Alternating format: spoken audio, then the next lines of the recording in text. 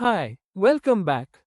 In this video, we'll walk you through the process of configuring the carousel element on vDesigner 2.0.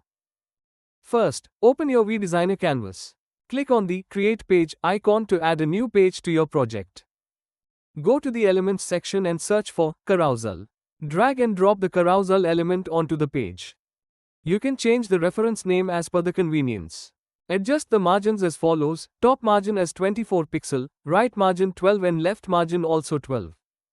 Once done, click on Apply. Go back to the Elements section and search for the Image element. Drag and drop the image inside the carousel. Change the reference name for the image if necessary. Provide the list attribute ID.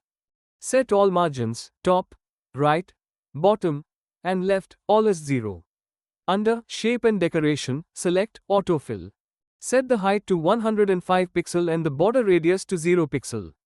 Click the lock icon to apply the 0 pixel border radius on all sides.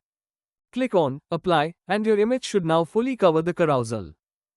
Now, select the carousel element and change the input type to static. Make sure the list attribute ID, which is image, matches the key inside your JSON. Now, we need to input some JSON data in the form of an array of objects. Format it like this JSON copy. To get the image URL, open Vahana Applications and go to Asset Manager. Choose the image you want to use, click on it, and copy the image URL. Go to the JSON editor and paste the URL inside the double quotes. Continue doing so. Then, copy the entire JSON structure. Head towards vDesigner and paste the copied JSON into the input value field. Then, click on Apply.